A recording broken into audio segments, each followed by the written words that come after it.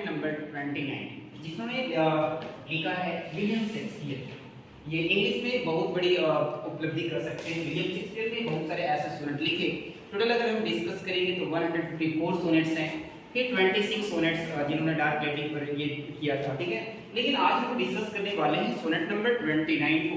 जो sonnet number 29 में क्या है, तो सबसे पहले हम बात करते हैं ऐसे बहुत सारे एग्जाम के लिए या फिर हमारे एमए है या बीए में ऐसे सोनेट नंबर 29 या फिर और भी सोनेट नंबर की चर्चा करते हैं।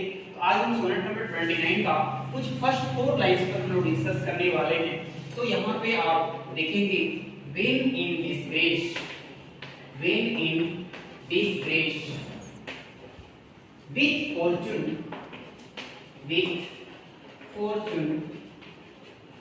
and men's eyes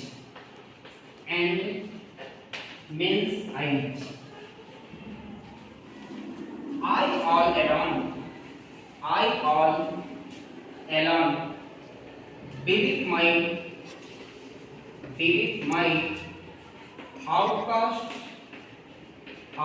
outcast state and trouble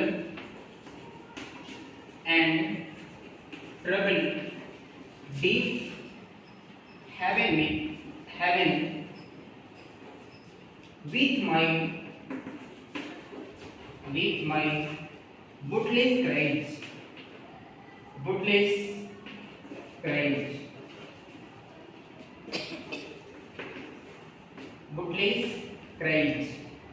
and look upon myself and curse my fate। आज मैं 4वीं लाइन में डिस्कस करूंगा यहाँ पे। तो when in disgrace with fortune and men's eyes I all alone beneath my outcast state and trouble deep heaven with my bootless courage and look upon myself and curse my fate। आज मैं जो discuss करने वाला हूँ ये sonnet number 29 ये एक बहुत बड़ी रोमांटिक कह सकते हैं लव पोएम के रूप में हम समझ सकते हैं कि when in disgrace जब मैं अपने आप को खोया हुआ पाता हूँ, जब मैं अपने आप को अकेला पाता हूँ, तो with fortune and men's eyes और मेरी आंखों में बड़े बड़े एक भविष्य में हम धन की बात करते हैं, धन का चिंता होता है। With fortune and men's eyes और हमारी आंखों में एक धनी व्यक्ति जैसा लगता है कि मेरे पास भी धन होता तो मैं भी एक बड़े राजा के जैसा या आदमी के जैसा मैं भी एक लग्जरी के साथ रहता, ठीक है। I all alone beneath my outcast state ना, और मैं अपनी स्थिति देखता हूँ खुद को तो ऐसा लगता है कि खुद को अकेले पाता हूँ। I all alone beneath my outcast state और ऐसी स्थिति में खुद को देखने के बाद मुझे लगता है कि मुझे ऐसी कौन सी दुनिया से निकाल दिया गया है। आउटकास्ट स्टेट का मतलब होता है कि those person who have not lived in the society ना, जिसे सोसाइटी में रहने की अनुमति नहीं बल्कि उसी सोसाइटी से बाहर कर दिया गया है, जिसमें कि हम खुद को अकेला पाते हैं alone। So in this line I all alone beneath my outcast state। Next में आपका and trouble deep heaven with my bootless courage ना, और इस प्रकार से हमारे लाइफ में बहुत सारे ऐसे ट्रबल ना एक परेशानियां आती हैं Having with my bootless courage और मैं चाहता हूँ कि मेरे पास भी एक ऐसी अपॉर्चुनिटी एक ऐसी होती जिसके चलते मैं भी उस चीज को अचीव कर लेता, लेकिन मेरे पास बहुत सारे ऐसे प्रॉब्लम्स हैं। And look upon myself और मैं खुद को देखता हूँ and look upon myself and curse my fate और अपने आप को कोसते रहता हूँ कि मेरी लाइफ क्या है। अब इसमें हम डिस्कस करते हैं कि इनका राइम स्कीम क्या है। तो when in disgrace with fortune and men's eyes, तो ये जब हम लोग डिस्कस करते हैं तो ये मेरा क्या है ए, हम इसको मानकर चलते हैं। मैं अभी डिस्कस भी करने वाला हूँ कि कौन कौन से सोनेट की चर्चा है, सोनेट कितने प्रकार के होते हैं, सोनेट का डेफिनेशन क्या है। तो यहाँ पे आई है लास्ट में तो ये ए हो गया, फिर स्टेट है तो ये हमें राइमिंग स्कीम में हम बात करेंगे बी नेक्स्ट में हम बात करेंगे बुटलेस क्राइज। तो आइज और क्राइज का जो सेम राइटिंग स्कीम है वो सेम है, इसलिए हम यहाँ भी ए और यहाँ भी ए रखेंगे।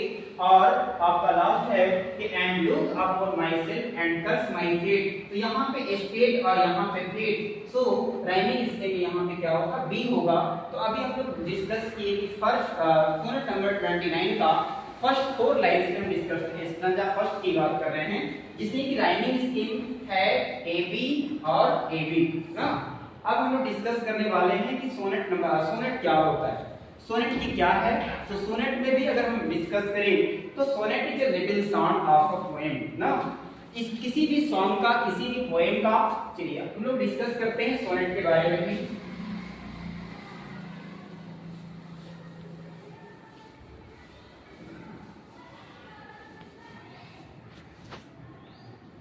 What is sonnet? Sonnet is a 40-line poem. Sonnet is a 14-line poem. Sonnet क्या होता है, एक 14 लाइन की कविता को सोनेट कहा जाता है ना। Sonnet, what is sonnet? तो sonnet is a 40 line poem, 14 line की कविता होता है जिसे हम सोनेट कहते हैं। अगर हम बात करें तो इट वाज इन्वेंटेड, इनका जो इन्वेंटेड हुआ था, it was invented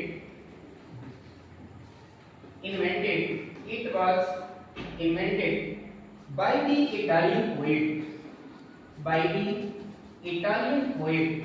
Italian poet के द्वारा इन्हें इन्वेंटेड किया गया था। इटालियन पोएट जिनका नाम था जियाकोमो दा लैंटेनी। जियाकोमो दा लैंटेनी जो 13th सेंचुरी के पोएट हैं, 13th सेंचुरी के पोएट हैं। और इन्होंने ही सोनेट की बात की। सोनेट कौन सी लैंग्वेज, कौन सी भाषा में? तो पहले इटालियन पोएट ने इसको इन्वेंटेड किया था। और इसमें हम लोग बात करेंगे कि how many types of sonnet, sonnet कितने प्रकार के होते हैं। तो अभी हम जो डिस्कस करने वाले हैं वो सोनेट जो है वो ऐसे 4 टाइप्स, बट 5 भी होते हैं, लेकिन हम लोग एक एक करके देखेंगे। तो generally we read 4 types of sonnets on in literature. Generally we read 4 types of sonnets in literature। Literature में हम लोग 4 टाइप्स के सोनेट्स को यहाँ पे डिस्कस कर रहे हैं। नंबर 1 है पेट्रार्कल सोनेट। पेट्रार्कल सोनेट है। Number 2 Shakespearean sonnet.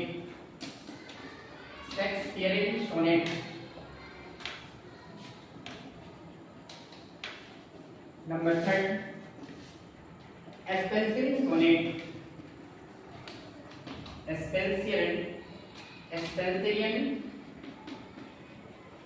Sonnet. 4th में मिल्टॉनिक सोनेट। एक और सोनेट है जो हम लोग डिस्कस करते हैं जिसको नाम है कर्टल सोनेट्स। तो ज्यादातर उसी यही है।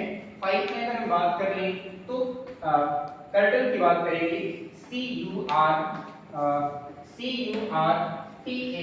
Curtail sonnet. तो ये हमें डिस्कस करना है। ये कर्टल सोनेट तो उतनी ज्यादा नहीं है, लेकिन हम लोग मेनली 4 टाइप्स के सोनेट्स को हम ज्यादा डिस्कस करने वाले हैं। तो सबसे पहले हम लोग डिस्कस करेंगे आज कि पेट्रार्कल सोनेट क्या है। ऐसे हम लोग डिस्कस की कितने 4 को हम यहाँ पे डिस्कस मैंने किया है कि 4 टाइप्स ऑफ सोनेट्स को डिस्कस करते हैं, ज्यादातर पढ़ते हैं। लेकिन एक है कर्टल सोनेट जो हम लोग ज्यादातर यहाँ पे उपयोग नहीं करेंगे, लेकिन हम लोग सबसे पहले आज पढ़ने वाले हैं पेट्रार्कल सोनेट।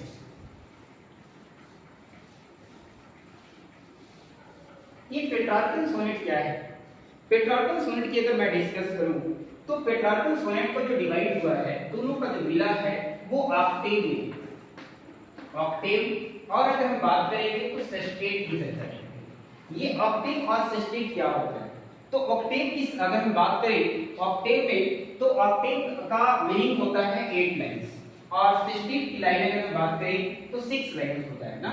ऐसे सोनेट का मतलब क्या होता है कि 40 लाइंस होंगी। सोनेट्स में कितने लाइंस? 40 लाइंस की डिस्कस की जाती है।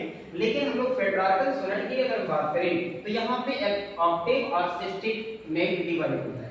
ये ऑक्टेव और सेस्टेट का मतलब क्या होता है? तो अभी जस्ट मैं देखा कि ऑक्टेव का मतलब होता है 8 लाइंस और सेस्टेट का मतलब होता है 6 लाइंस, जो ऑक्टेव और सेस्टेट में। अब इसका राइमिंग स्कीम की हम चर्चा करते हैं। कौन कौन से राइमिंग स्कीम है?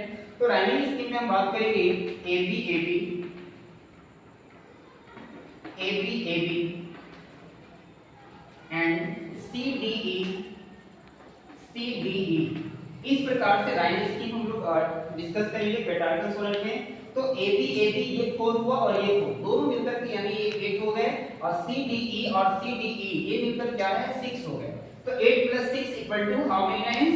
40 लाइंस, जो ये हमारा पेट्रार्कल सोनेट में डिस्कस करने वाले हैं। ठीक है, जो हम लोग यहाँ देखने मिला। हाँ, एक और होता है सी डी ई है, लेकिन कभी-कभी कुछ ऐसे भी आ जाते हैं जो हम लोग पहले देखते थे, सी डी ना। तो ये भी आप कह सकते हैं जो 6 लाइंस का है वो सी डी है, but now present time modern time में देखने को मिल रहा है सी डी ई ये भी जो है और 6 लाइंस है। यहाँ भी कोई इशू नहीं है, ये भी 6 लाइंस में है, ये भी सेस्टेट में ही चर्चा होती है, लेकिन ज्यादातर हमें अभी प्रेजेंट में हमें ये देखने को मिलता है।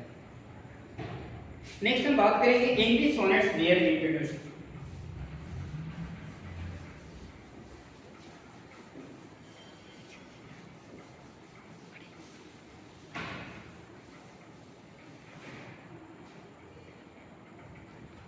English sonnets, English sonnets were introduced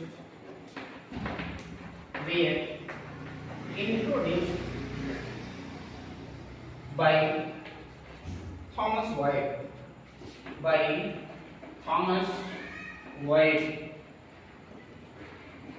Thomas White के द्वारा अगर हम बात करें तो इंग्लिश में सोनेट हम लोग देखते हैं।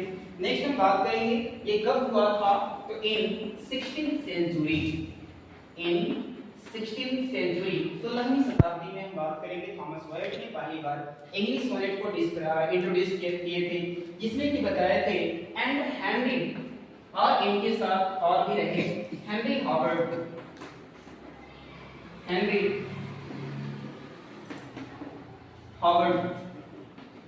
हेनरी हॉवर्ड ने भी यहाँ पे डिस्कस किए हैं अर्ल ऑफ सरी,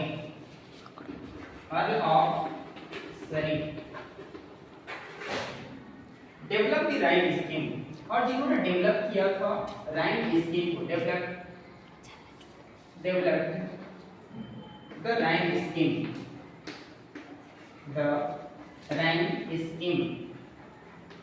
स्कीम को इन्होंने भी डेवलप किया था, जिनका राइम स्कीम कुछ इस प्रकार से थे A B C D E F और लास्टली जो हम लोग बात करेंगे वो डी करेंगे। ठीक है, तो यहाँ पे देखेंगे A B C D E F और लास्टली हम जी को चर्चा कर रहे थे, जो इन्होंने राइम स्कीम देने का काम किया है, जो हम लोग थॉमस वाइट और हेनरी हॉवर्ड को डिस्कस करते हैं। फिर हम लोग मिलते हैं अगले क्लास में कुछ नए टॉपिक, और कल का जो टॉपिक रहेगा वो शेक्सपियरियन सोनेट की हम लोग डिस्कस करने वाले हैं। Thank you very much.